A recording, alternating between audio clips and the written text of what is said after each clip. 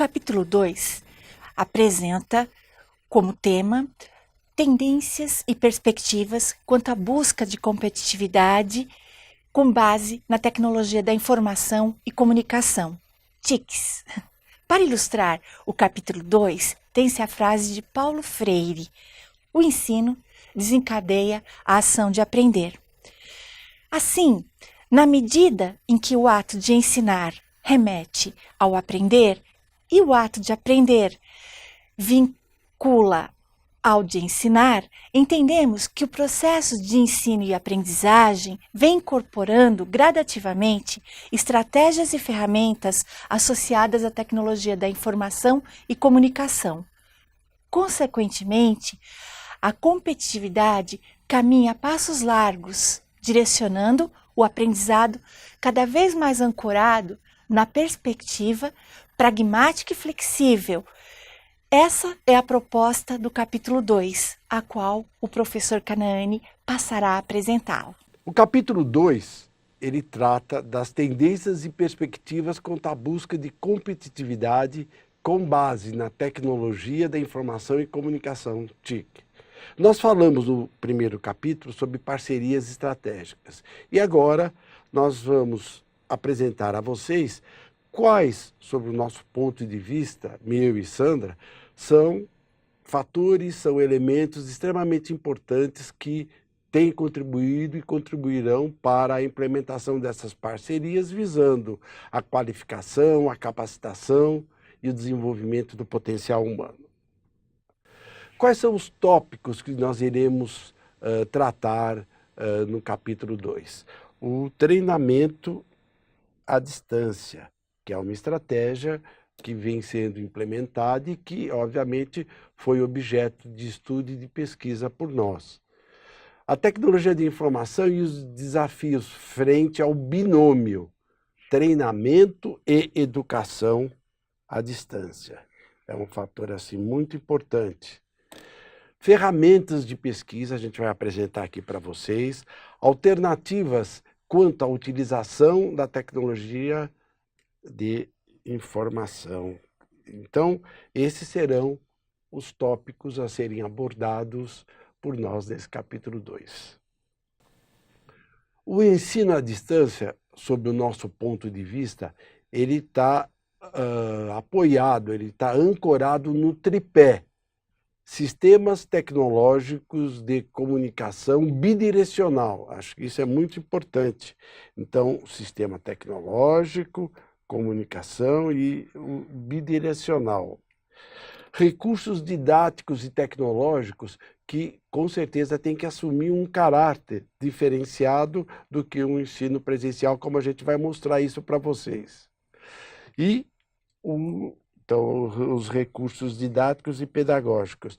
E o apoio da organização e tutoria, que merece, digamos assim, por parte da organização, toda uma disposição para que efetivamente possamos ter uma eficiência e eficácia no ensino à distância.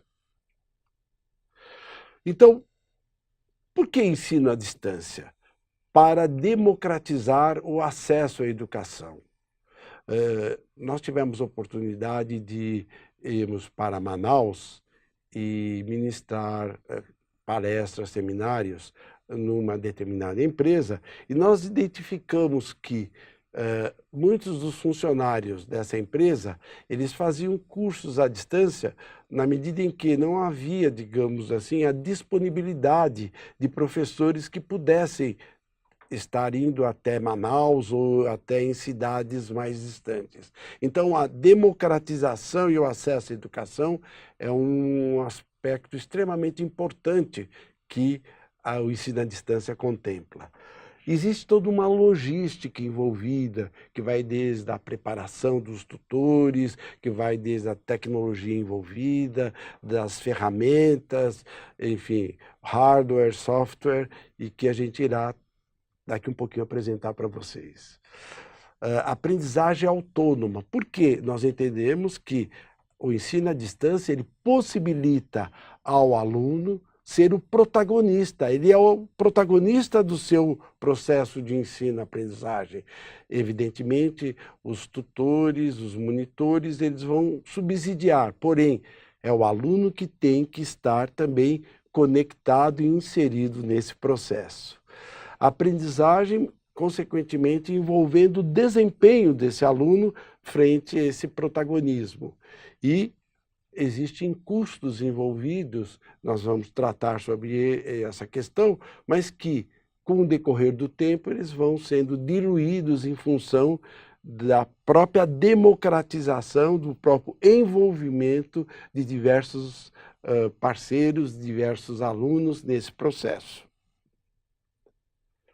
Então, dentro dessa questão, quais são as ferramentas do ensino à distância? Então, nós temos as teleconferências, que tem podido trazer aí uma contribuição ímpar. Nós temos as teleconferências, inclusive, particularmente, eu tive a satisfação de desenvolver um trabalho com uma grande empresa de caráter nacional, desenvolvendo cursos à distância, cursos de desenvolvimento gerencial, onde foi toda uma preparação anterior, mas que teve um efeito muito positivo, porque se estendeu para todo o país em tempo real. O vídeo-texto, que se constitui como uma estratégia extremamente importante, uma ferramenta. A internet, que hoje ela faz parte, né, o nosso DNA, né? As novas gerações, e nós que não somos tão novos assim, mas que utilizamos da internet como uma estratégia extremamente importante. Os sistemas de multimídia, entre outros, Canvas, LinkedIn, Facebook, YouTube, que têm servido justamente para subsidiar o ensino à distância, trazendo maior velocidade e, ao mesmo tempo, desenvolvendo as pessoas e fazendo com que elas estejam sintonizadas com diferentes segmentos, seja na área de comportamental, seja na área estratégica, seja na área financeira, entre outros pontos. E para que haja excelência da educação à distância, nós temos que partir de uma filosofia. E essa filosofia está muito atrelada àquilo que eu disse há pouco, a missão e visão da organização. Eu vou querer desenvolver o quê?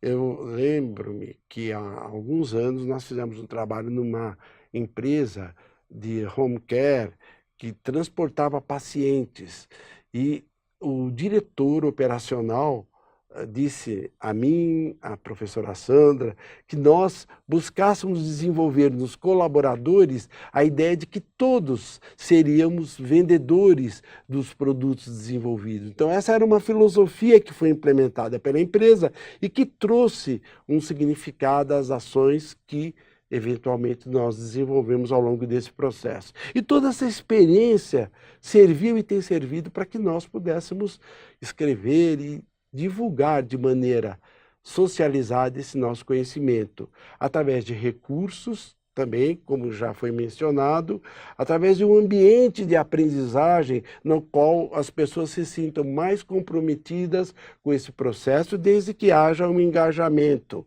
um gerenciamento, visando o quê? Resultados em termos de aprendizado, em termos de assimilação desses novos conteúdos. Esse envolvimento implica o quê? Num design. Então, cada organização, cada programa que focaliza o ensino à distância, ele tem que ter todo um estudo, toda uma pesquisa que nós, evidentemente, detalhamos em nosso livro. E esse processo interacional é extremamente relevante. Então, o ensino à distância ele tem algumas possibilidades, quais sejam abertura, flexibilidade. Então temos que adaptar o conteúdo a cada contexto, a cada realidade, a cada segmento. Ele tem que ter a sua eficácia, ele tem que buscar resultados. Esses resultados são aferidos em tempo real ou em tempo quase real. E a formação permanente e pessoal. Quer dizer, eu acho que essa formação é fundamental. Recentemente eu li um artigo que me deixou um pouco preocupado, fazendo um comparativo entre o operário brasileiro e o operário norte-americano. Fazendo uma correlação, o desempenho de um operário brasileiro, ou melhor, um operário americano corresponde a 4 operários brasileiros. Então, isso significa o quê? Que cada vez mais nós temos que implementar, desenvolver pessoas, capacitando-as para que elas possam ter uma maior produtividade, uma maior eficácia e eficiência. Porém, existem algumas limitações e é importante que a gente tenha consciência. Uma delas é uma restrita socialização, porque é você, a máquina, o software e, ao mesmo tempo, uma troca de experiência, embora existam os chats, onde você possa responder também em tempo real, mas é diferente do ensino presencial, mas é uma realidade que veio para ficar e já ficou. A evasão e o abandono também é um outro fator limitante que acaba surgindo no ensino à distância, porque muitas vezes as pessoas não estão acostumadas ainda, principalmente em nosso país, onde essa política, essa prática, ela vem se instalando há pouco. E os custos iniciais em sua implantação. E nesse sentido, a gente coloca que um quadro comparativo entre o sistema presencial e a distância, quais são os principais fatores quanto aos alunos? É importante a gente destacar. No ensino presencial, uma tendência homogênea quanto à idade. O ensino à distância é uma tendência heterogênea quanto à idade. O ensino presencial ele é homogêneo quanto ao nível de escolaridade, não à distância, heterogêneo quanto ao nível de escolaridade, porque nós podemos ter pessoas diferenciadas. Então, é um fator a se destacar. Aqui é homogêneo, aqui é heterogêneo. O ensino presencial, como é de conhecimento de todos, ele realiza-se na maior interação e integração social. Entretanto, no ensino à distância, há uma menor interação social, porém ele vem e pode ser superado através de uma preparação, através de uma equalização, tanto dos materiais ou em termos de infraestrutura, que possam suplantar essa questão. E há uma dependência, ou uma aparente dependência da figura do professor. E o ensino à distância, ele contempla mais independência por parte dos atores, no caso, os alunos. Agora, quanto aos docentes, o que a gente observa? Tende a atuar como fonte de conhecimento, ele tende a ser um educador, consequentemente, ele tende a ter uma atuação sistemática sobre o comportamento do aluno, é o ensino face a face que a gente exercita e é uma comunicação direta. Já o ensino à distância, ele tende a fornecer suporte e orientação de aprendizagem. Por isso que é importante também que material de apoio subsidie essa questão. Nós temos, ao invés do educador, o tutor. Nós temos um guia de atualização do aluno que vai sendo subsidiado gradativamente, o ensino multimídia, como nós já o dissemos, através das ferramentas, e uma comunicação diferenciada em espaço e tempo.